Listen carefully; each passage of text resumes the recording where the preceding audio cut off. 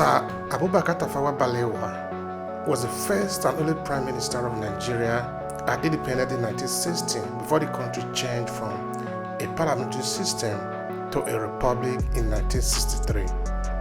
He is believed by many to be in favor of maintaining close ties with the British.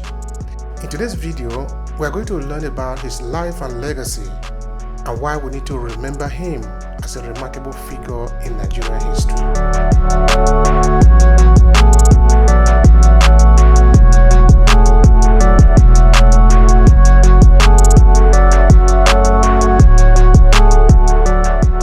Obehi Ewanfoh, the author of the storytelling series for small businesses and content creators. In Obehi podcast, we talk about the power of your story, your narrative, and why you should own your voice.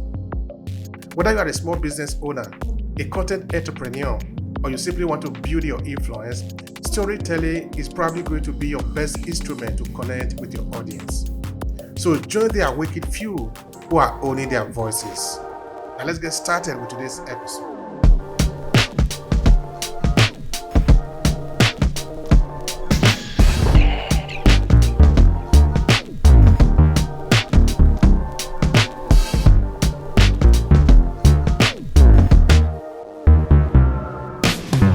Born on December 1st, 1912 in Bauchi, northern Nigeria, Abubakar Tafawa Balewa hailed from the Fulani ethnic community, a group known for its rich cultural heritage and Islamic tradition. Both his father, Yakubu Dan Zala, and his mother, Fatima Ina, are of Fulani ancestry. His early education was immersed in Islamic teaching, but later attended the Bauchi Provincial School, where he excelled academically and demonstrated good leadership potential. In 1944, he embarked on a remarkable journey alongside a selected group of knowledgeable educators from the northern region. Their destination was the prestigious University of London's Institute of Education, now an integral part of University College London. After completing his educational sojourn, he returned to his homeland, Nigeria, armed with newfound expertise. He assumed the role of inspector of schools under the colonial administration, wielding his passion for education to improve the system. However, his ambition did not stop there. Fueled by a desire to create a lasting impact on his nation, he ventured into the realm of politics, where he became well known and a national figure. Despite being born a commoner, Abubakar Tafawa Balewa's rise to become a political leader in the NPC, Northern People's Congress, was quite extraordinary. Having found his way into the position of power, he managed to navigate a unique path, and he simultaneously championed the interests of the Northern region and advocated for reform and unity within Nigeria. Sir Balewa's political journey took off when he was elected to the House of Assembly of the Northern region, a significant achievement in 1946. Building on this momentum, he secured a position as one of the 5 representatives for the Northern region in the Central Legislative Council in Lagos by 1947. As a legislator, Balewa was a strong advocate of the right of Northern Nigeria, an interest he profoundly promoted throughout his political career. Despite facing some opposition from conservative emirs in the predominantly Muslim North, Balewa's unwavering dedication to his constituents garnered his re-election to the Assembly in 1951. His tenacity in overcoming challenges and dedication to public service set him apart as a remarkable leader with a unique story. From 1952 until his passing, Balewa dedicated himself to serving in Nigerian federal government. Initially appointed as the Minister of Work and Transport during the mid-1950s, he later rose to become the first Prime Minister of Nigeria. Following the pre-independence election in 1959, Balewa once again assumed the position of Prime Minister, this time heading a coalition government comprising the NPC and Nadi Azikiwe's Northern Council of Nigeria and the Cameroon, NCNC. Even after Nigeria officially gained independence in 1916, he retained his prime ministerial role, leading Nigeria's delegation to the United Nations General Assembly. The following is an extract from Prime Minister Balewa's speech at the United Nations General Assembly, New York, on 7 October 1960. On behalf of my countrymen in Nigeria, I thank you all most sincerely for accepting us as a fellow member of this organization. We are properly grateful for this recognition and for the generous, friendly gesture made by so many members who sent very distinguished delegations to join us in celebrating our ascension to independence. I am particularly pleased that so many important representatives could come to Nigeria on that occasion because they will be able to inform their government of the genuine desire of Nigeria to have a friendly relation with you all. During the speech, he talked about Nigeria being a populous country with about 35 million people and a relatively large territory.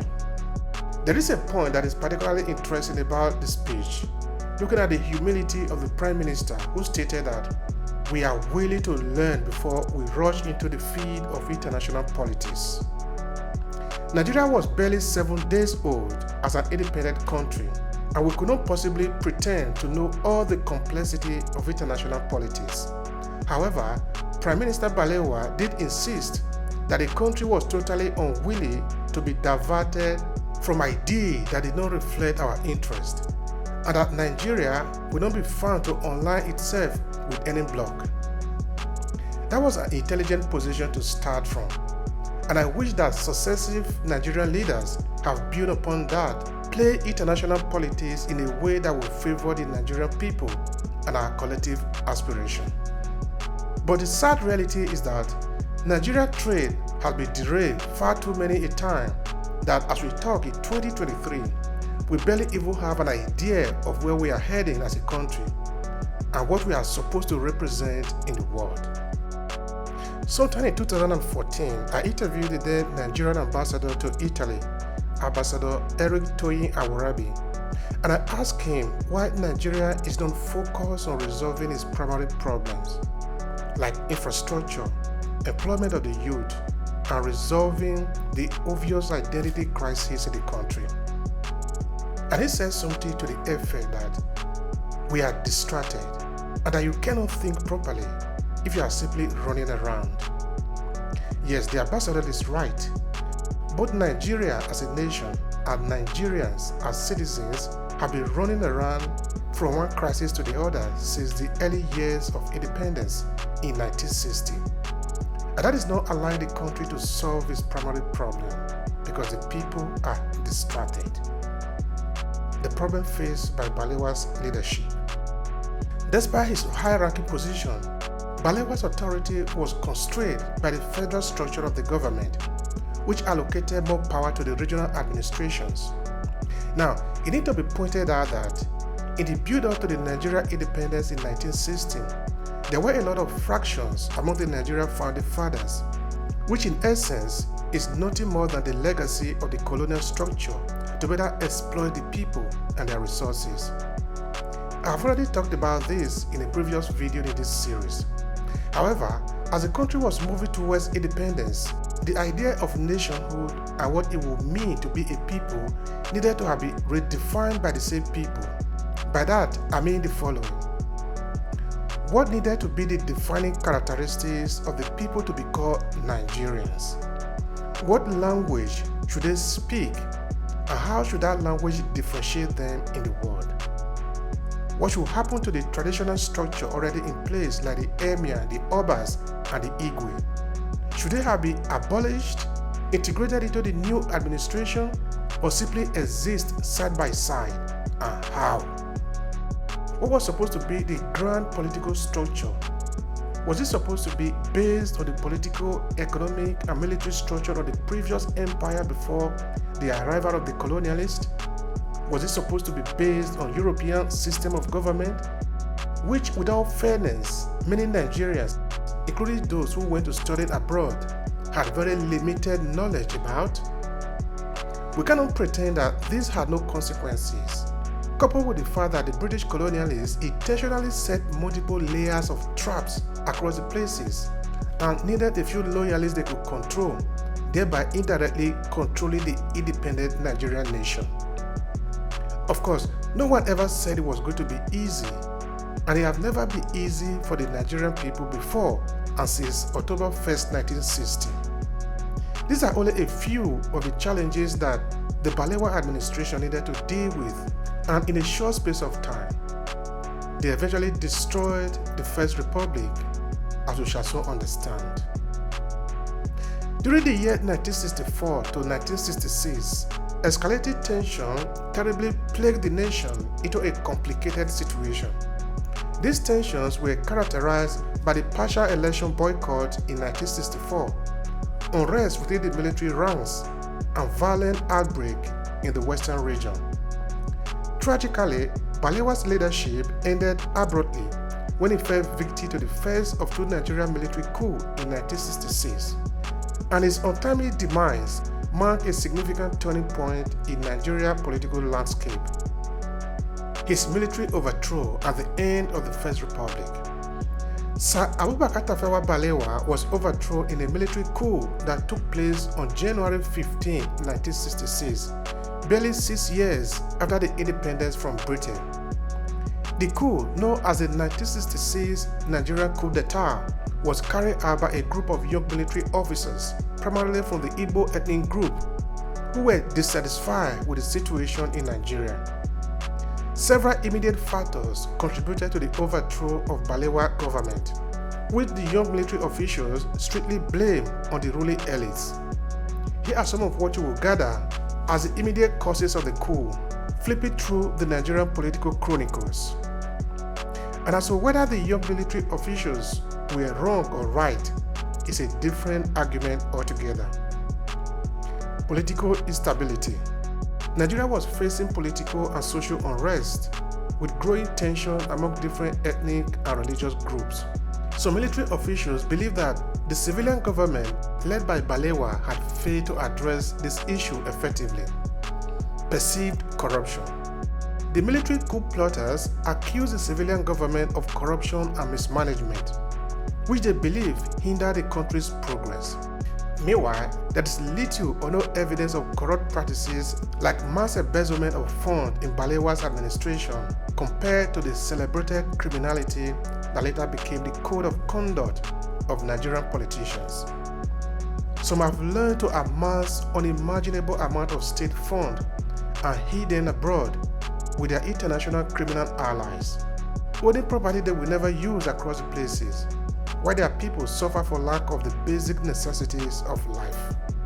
Regional discontent.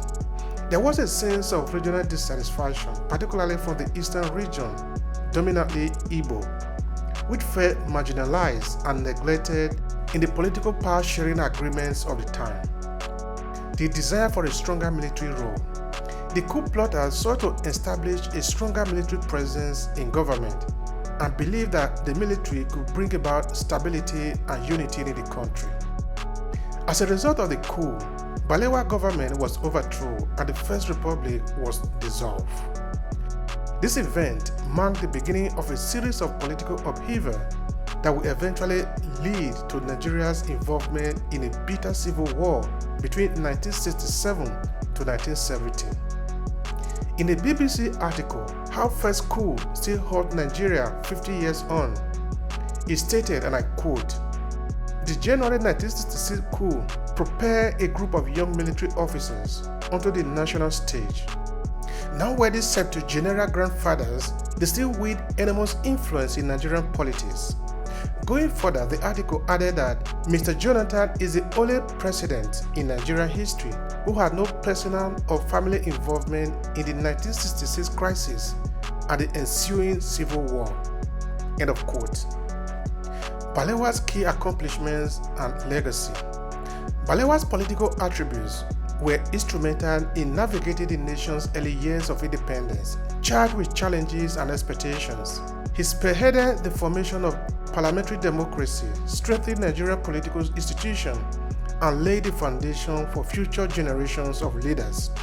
His commitment to social justice and economic development led to the establishment of various national projects, including the Nigeria Television Authority (NTA) at the Central Bank of Nigeria. This initiative aimed to empower Nigerians and promote national unity through shared value and aspiration. Abubakar Tafawa Balewa's legacy extends far beyond Nigerian borders. His principles, stance on African liberation and anti-colonialism earned him the respect of fellow African leaders and the international community. He championed the cause of African unity and was a founding member of the Organization of African Unity, OAU, now the African Union, AU, which sought to promote cooperation and solidarity among African nations. Let us celebrate the life of Abubakar Tafawa Balewa, a true hero and statesman whose legacy continued to inspire and shape the destiny of Nigeria and Africa as a whole.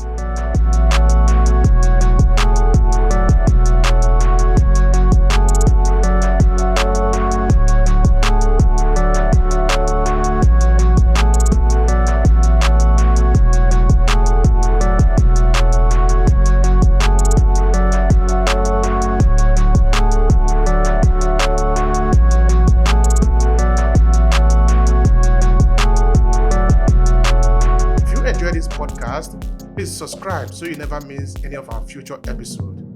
Rate and review Obehi podcast and share with your friends who might need it. Thank you so much for listening, and talk to you in the next episode.